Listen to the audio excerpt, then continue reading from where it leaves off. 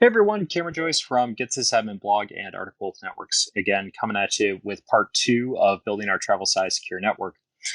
In this particular module, we're going to go ahead and look at installing Pi-Hole DNS server and Cloudflared's DNS over HTTPS tunnel. And essentially what we're going to be using this for is to ensure secure DNS, okay? So the steps to this are going to be, we're going to install the Pi-Hole in the Cloudflared packages. We're going to configure Pi-Hole to use Cloudflared rather than a public DNS. We're going to configure some other parameters within Pi-Hole, and then we're going to validate that this all works.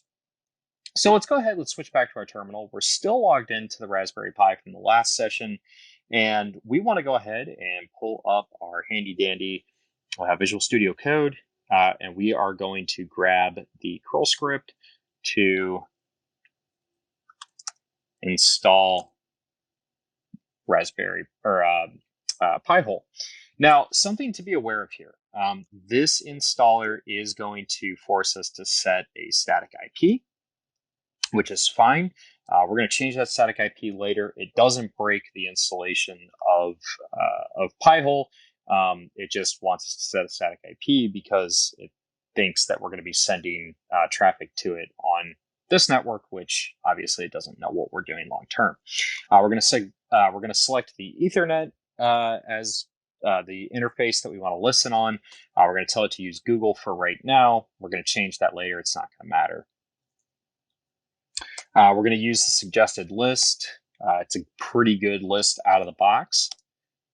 We're going to listen on v4 and v6. We're going to tell it, sure, we'll use the existing settings.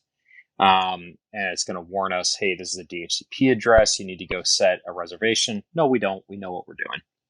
Am I going to install the web admin interface? Now, you have the opportunity to install or not install the web admin interface. You can monitor a lot of Pi-Hole through command line. I'm going to install the web interface because I like pretty GUIs. Do I want to install the web server? Yes, I will install their recommended web server. And do I want to log queries? Hell yes, I do.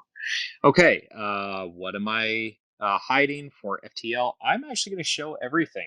No one gets any privacy on the network. We're going to see everything. It's going to go ahead and it's going to finish the installations and the configurations of the packages. And once that's done, we'll go ahead and start the installation for Cloudflared. All right, so we have finished the installation. This is the last screen we get, and it's letting us know, hey, this is what you need to plug into your DNS settings for all your clients so that they will actually be able to connect. And then you also need to go ahead and set that in your DNS or your DHCP settings as well, so that everybody gets it. Again, we're going to worry about this later. We're not going to focus on it right now. You'll also see that there is a default web admin password here. We're going to go ahead and we'll just save that off. We're going to change this later, but for right now, we'll just save it and we'll go on to the next. Okay, so Pi-Hole is installed. Now let's go ahead and let's install Cloudflared. Pretty simple wget script. We're going to untar it.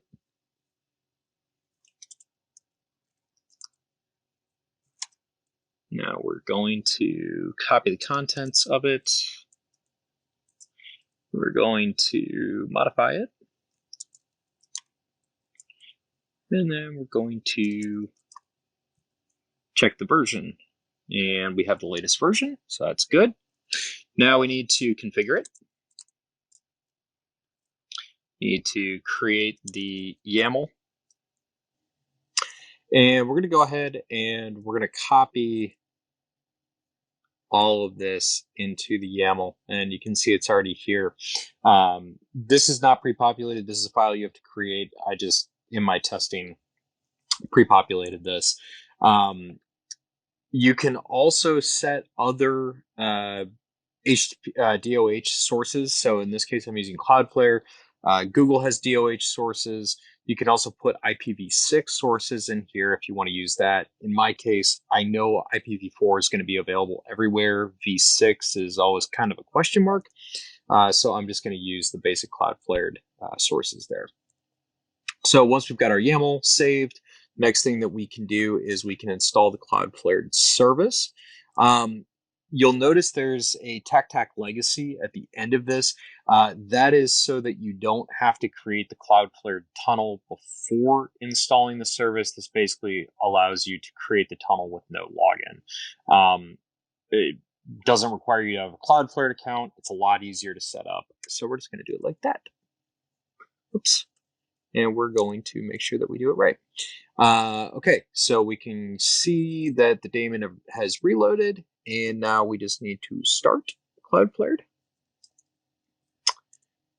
Okay, we'll check the status, make sure that it's doing what we expect. Boom, boom, boom.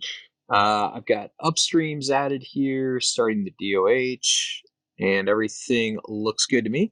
So let's go ahead and make sure that this is actually responding to queries. So we're going to dig the local host on port 5053, which is what we have DOH listening on instead of regular 53.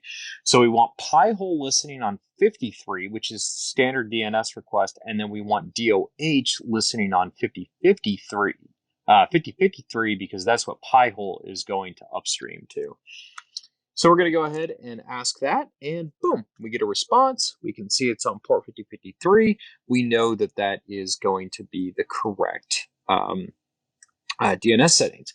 So now that we have both Pi-Hole and Cloudflared installed, let's go ahead and let's open up our Pi-Hole 2.63, and we need to put whack admin.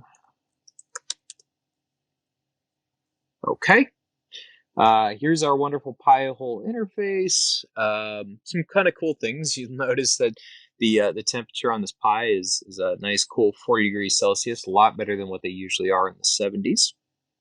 We're going to log in, and we're going to use that auto-generated password from the installer. Okay, so we don't need to save that. So we got nothing blocked. We've got no requests. We've got 84,000 domains in the blacklist, right? Let's get some stuff going. So first thing, we're going to go to settings. And in settings, the first thing that we need to do here is we need to go to DNS. We need to uncheck the upstreams, and we need to use a custom resolver, which is going to be 127.001 pound 5053. So what this is going to do is basically tell Pi-Hole to query Cloudflared rather than querying a standard DNS server. So we're going to go ahead and do that. We are going to leave all of this.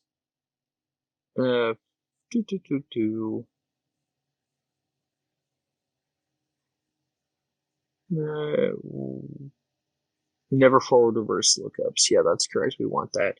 And then we don't have any conditional forwarding that we need to do. So we're going to go ahead and we're going to save it. Okay, DNS settings have been updated.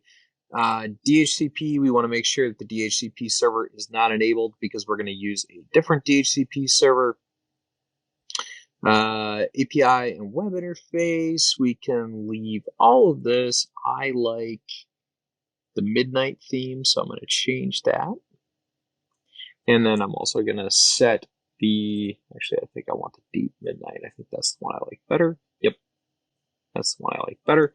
And then I'm going to use my Cameron at Get-SysadminBlog email, and that is going to be all of our alerts are going to go there. We're going to set up alerting a little bit later. We can also have all these guys customized. We don't need to do that right now. Okay, so the next thing that we need to do is we're going to add some DNS records locally. We are going to add tssnpi01.tssn.lan.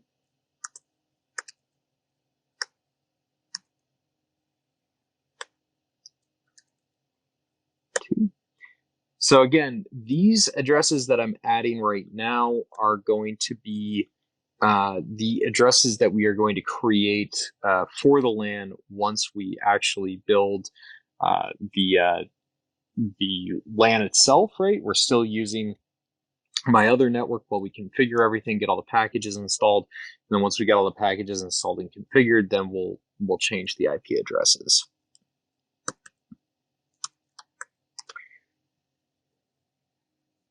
So there's the firewall.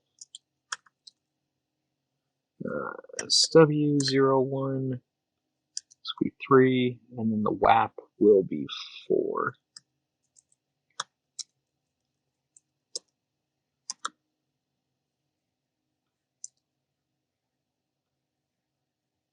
Okay, so these are going to be all of the local A records, and then we're going to have we'll have DHCP update dynamically the hosts based on that, so we won't have to worry about any of these.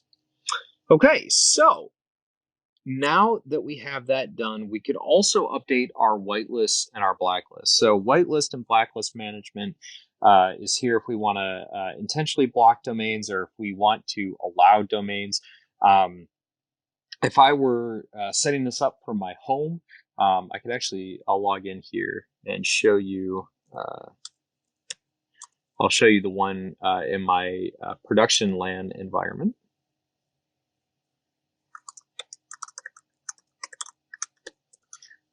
Just to show you how that's a little bit different. So on my whitelist in my production LAN environment, when this loads,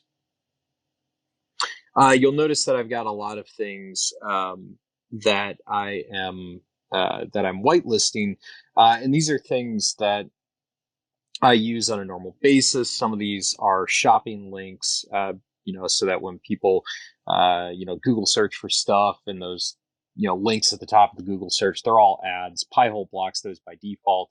And so, of course, if you want to keep this wipe approved, you probably want to go ahead and allow those.